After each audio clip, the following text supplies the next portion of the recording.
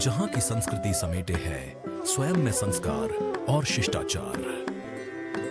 वसुधैव कुटुंबकम की पवित्र भावना से ओतप्रोत भारतीय जनमानस संपूर्ण विश्व को अपना मानता और समझता है।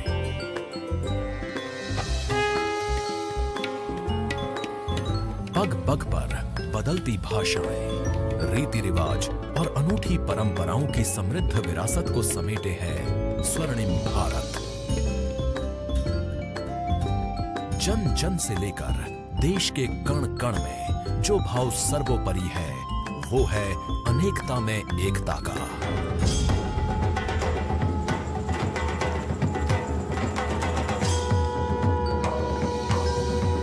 त्योहारों के उत्साह से लेकर सामाजिक सौहार्द की भावना तक यहाँ सब कुछ अनुपम और उत्कृष्ट है। भारतीय संस्कृति हमारी अनुपम विरासत है। इसमें धर्म, आध्यात्म, ललित कलाएं, ज्ञान विज्ञान की विविध विधाएं, नीति, दर्शन, विधि, विधान, जीवन प्रणालियां जैसे महत्वपूर्ण पक्ष हैं जो इसे महान बनाती है।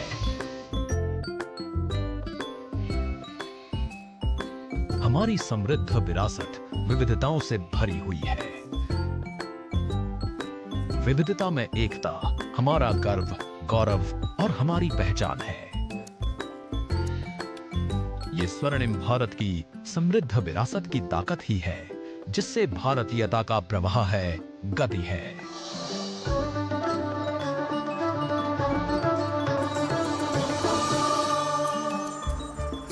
जहां कुछ दूरी पर भाषाएं बदल जाती हैं और जहां व्यंजन और वेशभूषा की विविधताओं के बावजूद हम एक सूत्र में पिरोए हुए भारतवासी हैं। इतनी विविध विशेषताओं को समेटने के बाद भी हम एक हैं, हम भारत हैं। आरती और अजान से सुबह का आगाज करने वाले इस देश में गिरजाघर और गुरुद्वारे सामाजिक सौहार्द और आपसी भाईचारा बढ़ाने का काम कर रहे हैं। यहाँ लोक नृत्यों से लेकर शास्त्रीय नृत्यों तक और संगीत से कला तक की समृद्ध विरासत सबको जोड़ती है स्नेह और विश्वास के साथ।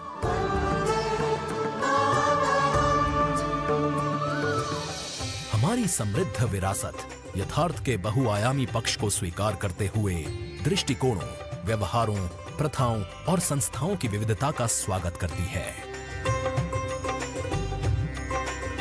दशहरे की धूम हो या दिवाली की जगमगाहट, ईद में सेवइयों की मिठास हो या फिर गुरु पर्व पर रोशन गुरुद्वारे और क्रिसमस पर चर्च में लोगों का उत्साह, ये देश खुशहाली से हर त्योहार का जश्न मनाता आया है। त्योहारों में संदेश है एकजुटता का, समरसता का और इन सब से बढ़कर स्वर्णिम भारत की विरासत और विकास का। गांव, पंचायत, तहसील, जिला, राज्य और केंद्र शासित प्रदेशों का समन्वय भारत अनेक होते हुए भी एक है।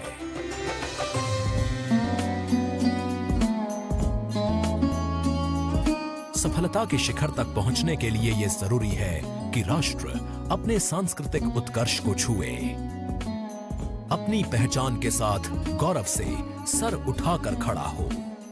अमृत काल का भारत सही मायनों में गर्व और गौरव की यात्रा पर है। भाग्य मेरा, सौभाग्य मेरा, मैं तुमको शीश नवाता हूं।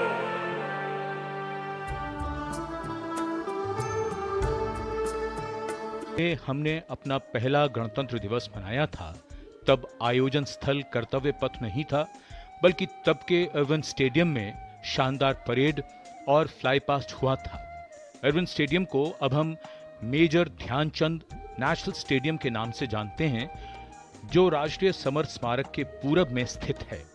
उस समारोह में स्टेडियम की पृष्ठभूमि में पुराना किला साफ दिखाई पड़ता था। अगर दर्शक उस समय की तस्वीरें देखें तो एक अलग ही अनुभव होगा। हमारे पहले गणतंत्र दिवस पर 26 जनवरी सन 1950 को दोपहर 3:45 बजे परेड निकाली गई देश के पहले राष्ट्रपति डॉक्टर राजेंद्र प्रसाद ने परेड की सलामी ली। इस समारोह में हमारे मुख्य अतिथि इंडोनेशिया के तत्कालीन राष्ट्रपति सुकर्णो थे। ये बड़ा ही सुखद संयोग है कि 75 वर्ष बाद आज के गणतंत्र दिवस समारोह में इंडोनेशिया के राष्ट्रपति श्री प्रबावो सुबियांतो हमारे मुख्य अतिथि हैं। भारत और इंडोनेशिया के संबंधों में मित्रता का एक और अध्याय जुड़ता हुआ।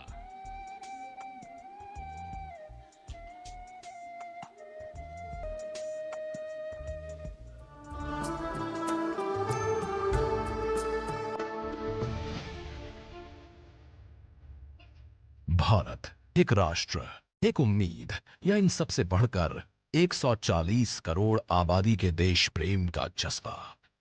दुनिया के सबसे बड़े लोकतंत्र भारत का स्वर्णिम अध्याय है।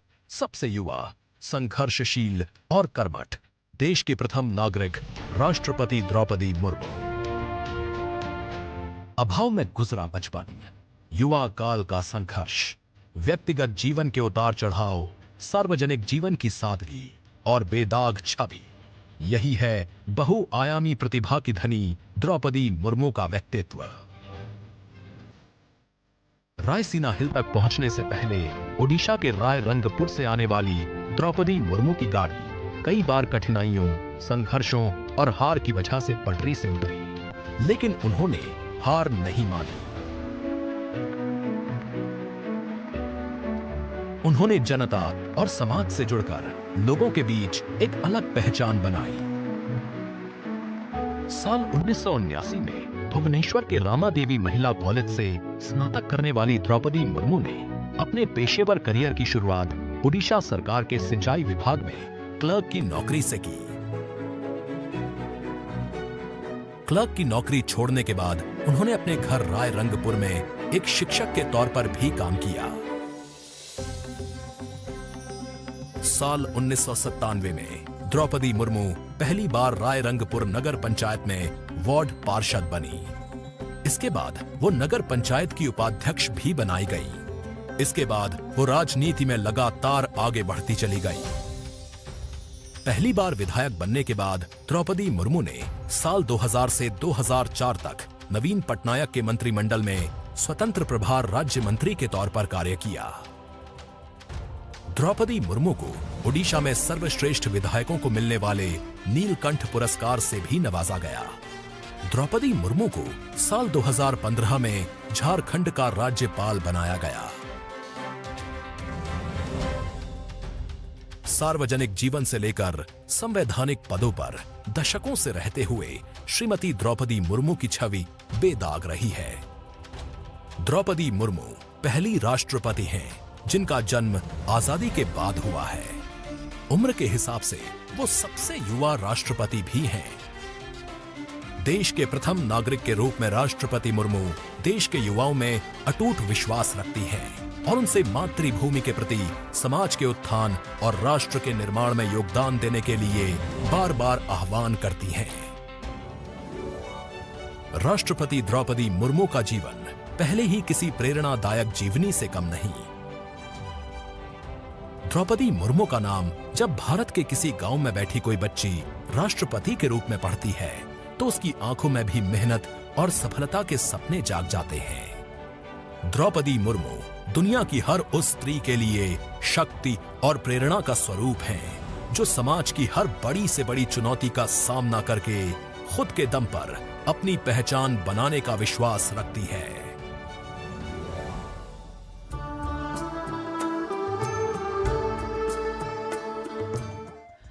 Our honorable संविधान के 75 वर्ष। आज 26 जनवरी की सर्द सुबह, लेकिन सूरज निकलने के बाद गुनगुनी धूप का आनंद और सलामी मंच के ठीक सामने हमारा राजकीय चिन्ह सिंह शीर्ष। ये सारनाथ में मौजूद अशोक के सिंह स्तंभ की अनुकृति है। CPWD ने इसका निर्माण किया और सजाया है। इस बार विशेष तौर पर संविधान के 75 वर्ष पूरे होने का संदेश सिंह शीर्ष पर नीचे अंकित सत्यमेव जयते और संविधान के निर्माता बाबा साहब अंबेडकर। यहीं पर मौजूद संयुक्त सैन्य बैंड है जो भारत के राष्ट्रपति के आगमन और प्रस्थान पर राष्ट्रगान की धुन बजाएगा। इनके संगीत की कई और धुनें भी गूंजेंगी। बैंड मास्टर सूबेदार अरुल बाबू पी के नेतृत्व में पाइप्स और ड्रम बैंड की कमान बैंड मास्टर सूबेदार ब्रजेश कुमार के पास। समग्र समन्वय lieutenant colonel Girish Kumar U और लेफ्टिनेंट कर्नल विमल जोशी कर रहे हैं। और पहली बार झारखंड के पीएम श्री स्कूल का गर्ल्स बैंड भी यहीं प्रस्तुति देने के लिए मौजूद है।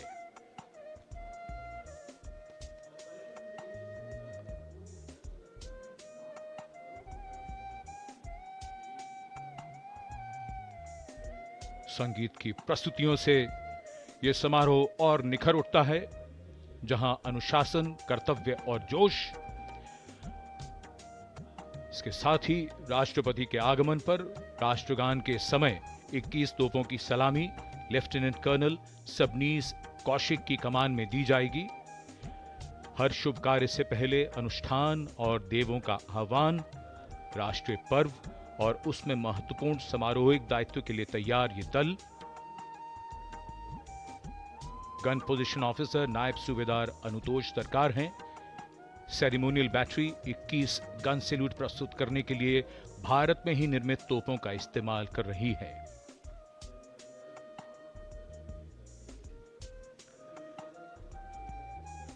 गणतंत्र दिवस समारोह के सफल आयोजन के लिए हर बार एक नई ऊर्जा के साथ सभी एजेंसियां जुटती हैं।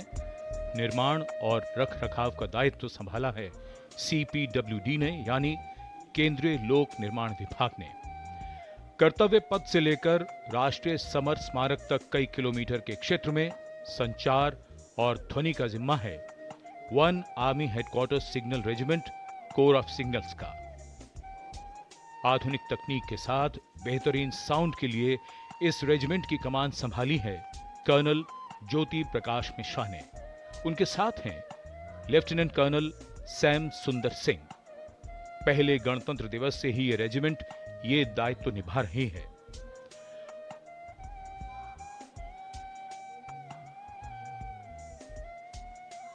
और भारतीय वायुसेना को फ्लाई पास्ट के समन्वय के लिए संचार प्रदान करने वाली 1 एयर फॉर्मेशन सिग्नल रेजिमेंट का कंट्रोल रूम नेतृत्व संभाल रहे हैं कर्नल अभिषेक वसंत कामत। वायुसेना का फ्लाई पास्ट इस समारोह का एक बड़ा आकर्षण होता है।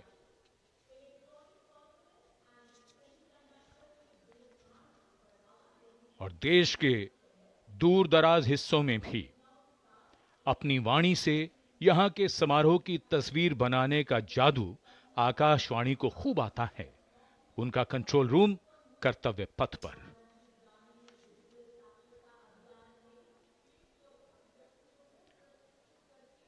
इस बेहद शानदार समारोह को पूरी भव्यता के साथ टेलीविजन पर पहुंचाने के लिए दूरदर्शन की टेक्निकल और प्रोडक्शन टीम खास इंतजाम करती है।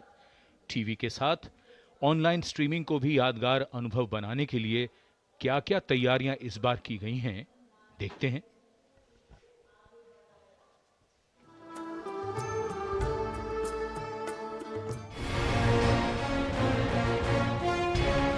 भारत के 76वें गणतंत्र दिवस से जुड़ी हर गतिविधि को आप तक पहुंचाने के लिए लोक प्रसारक प्रसार भारती दूरदर्शन ने नवीनतम आधुनिक तकनीकों के समायोजन से व्यापक इंतजाम किए हैं।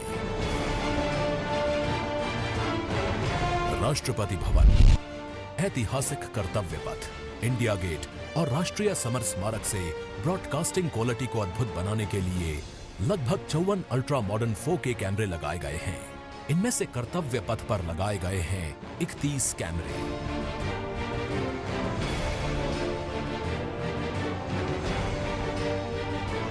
इन कैमरों के माध्यम से आप तक पहुंचेगा गणतंत्र दिवस परेड का भव्य और विहंगम दृश्य।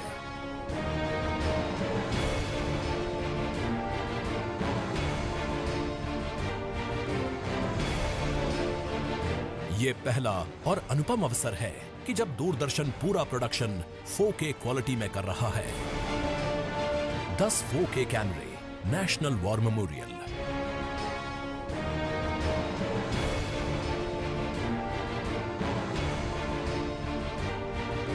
तीन कैमरे इंडिया गेट के ऊपर और 9 HD कैमरे राष्ट्रपति भवन परिसर में लगाए गए हैं।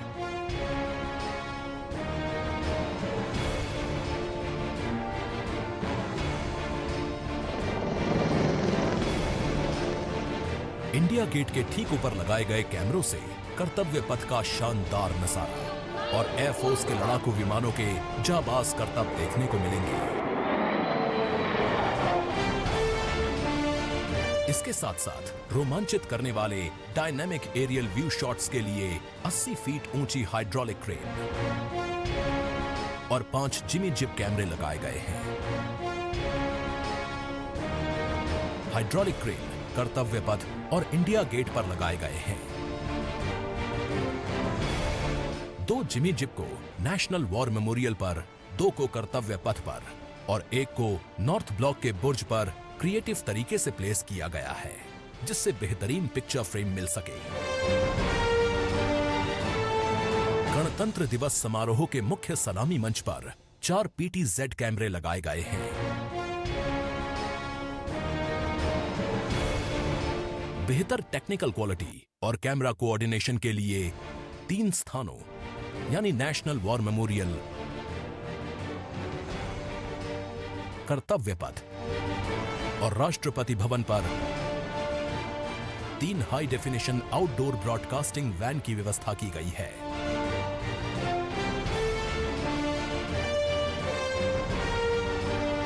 मुख्य कंट्रोल रूम कर्तव्य पथ पर बनाया गया है, जहां तीनों ही स्थानों से इंटीग्रेटेड फीड मिलेगी।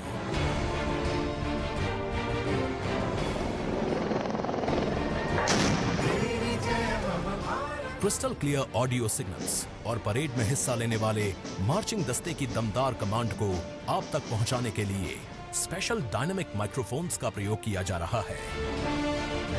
तीनों ओबी वैन्स को OFC और DSNG की मदद से मंडी हाउस स्थित दूरदर्शन के स्टूडियोज से जोड़ा गया है।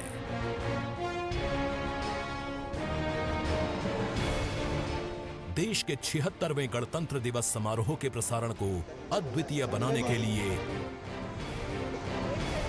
दूरदर्शन के अधिकारी और कर्मचारी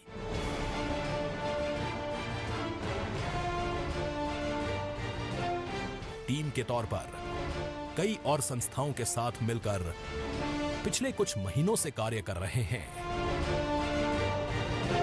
हाँ, जूम इन करना, रेडी।